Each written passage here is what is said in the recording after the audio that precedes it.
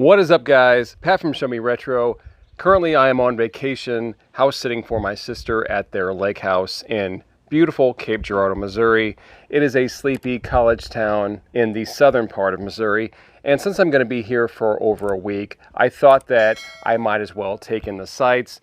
And I found that they had, in addition to a barcade called Coin Op Cantina, as well as 3 breweries and a casino, that they also had a mom and pop retro video game store called Gaming Grounds. And I always like to go into these local non-chain stores to chat with the owner, see what they've got, and hopefully help them out as much as I can. So let's check out some of the footage that I took at Gaming Grounds, and I will show you what I picked up at the end of the video.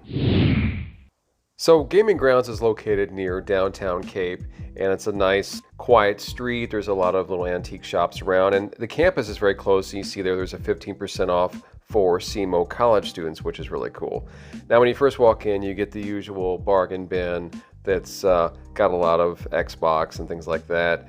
Here we have some nice strategy guides, and you can see here that they are all $5. Probably should have bought that one, but unfortunately I did not. But nice selection there. They had quite a few Wii U games, and there were some Switch games there on the top. And the owner did tell me that their Wii U games are priced actually below price charting, especially the first party titles like Mario titles. The reason for that is that they have such an excess of those in stock, which is nice. So again, there we got some Switch games here at the top. Not a lot, but a few. And as expected, they had a very large Wii selection, but it was nice to see that they had a very good selection of titles, and they were priced very nicely. Here we have some NES games, and you know, obviously there's going to be a lot. Now, I didn't go through a lot of these to see if there were some uncommon ones, but it's just nice to see that there were quite a few NES games that they had in stock. They also had a lot of Super Nintendo games. Again, I didn't go through a lot of these because most of them were loose, but it was nice to see that they did have a lot there and the prices were very competitive. Now, as you can see, their N64 selection is very sparse, and the owner did tell me that they could not keep top tier N64 games in stock, so that's why there's very few here. They did have a sizable PS1, PS2, and PS3 selection. PS4 was okay, I guess, but I didn't get a lot of footage of some of these games because there were some people in the store, and the owner asked me to be mindful of filming while there were people in there. But there was a large selection. Now, this PSP complete selection was, I think, one of the better ones that I've seen in a store. You can see some of the PS1 games there on the right that I did not film. Next up, we have a very nice loose selection of Atari 2600 games, and it's nice to see not just the common stuff made by Atari like the Combats and Pac-Mans. Here we got a lot of Activision, Parker Brothers, Magic games, really good stuff, and they were all priced well below price charting. There's one of my favorites there, Decathlon. And we have a few boxed Game Boy Advance games, unfortunately nothing quite rare. Here we have some Sega Genesis games, and most of those box titles are going to be your common sports titles, but there was quite a few there. We also have some Dreamcast games that are complete, which is nice to see. Here's some in some third-party cases, and you got some imports there on the end. I did manage to come across The Adventures of Batman and Robin on Sega CD for a pretty good price, which is one you don't find every day. And here we got a few more Sega CD games. You got Road Avenger, Amazing Spider-Man, and here's some Sega Saturn games. Some of those are complete, as well as a couple box Master System games. And if you like original Xbox games, there was a huge amount of those. There you see Conquer Live and Reloaded, $34.99, way below price charting for that complete.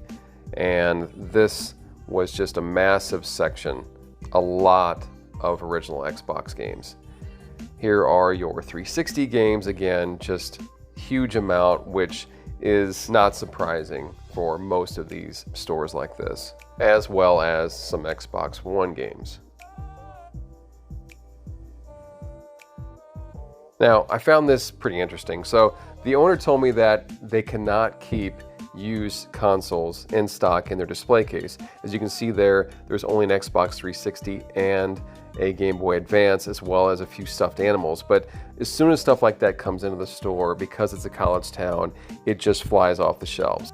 Here we have some more, I guess, uncommon games underneath the glass. You see we got a complete Contra Hardcore, a complete Gargoyles, and again, these were both priced right around price starting or below. There were some nice Sega Genesis games, like The Adventures of Batman and Robin, some 32X games, also got Time Killers, and that Shining Force 2 copy I should have bought. It was only 35 bucks.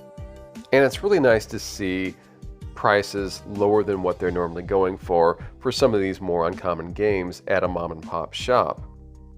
And here we have some more uncommon Super Nintendo games here. And on the lower shelf, there are some NES games, all priced, again, at around price charting or below. Here is a couple of boxed N64 games, and then we got a few Sega Saturn games and some PlayStation 2. The last glass case had a lot of loose handheld games like Game Boy, Game Boy Color, and Game Gear. And then we have another sale bin that had different dots on, and then the price would be different for each of those colors. You just see some DS games, some loose UMD, Sony PSP games, some Atari stuff, just a lot of the common things. We've got a really cool Metroid GameCube cutout, and then finally just some accessories there on the back wall.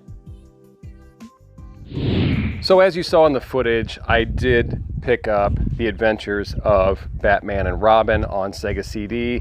It is not complete, but it is nice that they had printed out this cover sheet here and put it in a blue box so that, like when you're storing this, you've got a spine and it'll go nicely with your other disc-based games. It's something that you don't see too often, and it's not the best game. It doesn't have the platforming, unfortunately, that the Sega Genesis version has. It's more of like the driving sections in Batman Returns on Sega CD. The graphics are very good, but you know, it's not the best game. It's just one of those that was priced a lot lower at $32.99 than it should have been, so I just thought I'd pick it up. And whether I keep it or whether I sell it, it's still a good buy. So hopefully you guys enjoyed the video and the tour that I took of gaming grounds in Cape Girardeau, Missouri. And I highly recommend that if you're ever in the Jackson, Cape Girardeau area, that you take some time and just go downtown, see the sights. The Mississippi River runs right through the town. It's just a beautiful, beautiful place. You can walk to all these different breweries and the casino, the barcades, you know, the video game stores. It's just a great college town with a small town feel, but there's a lot going on. I would highly recommend that you check it out. All right, guys, you know the drill. If you like the video, go ahead and give it a thumbs up. And if you're new to the channel, please consider subscribing. All right, I will see you all next time. Thank you so much for watching.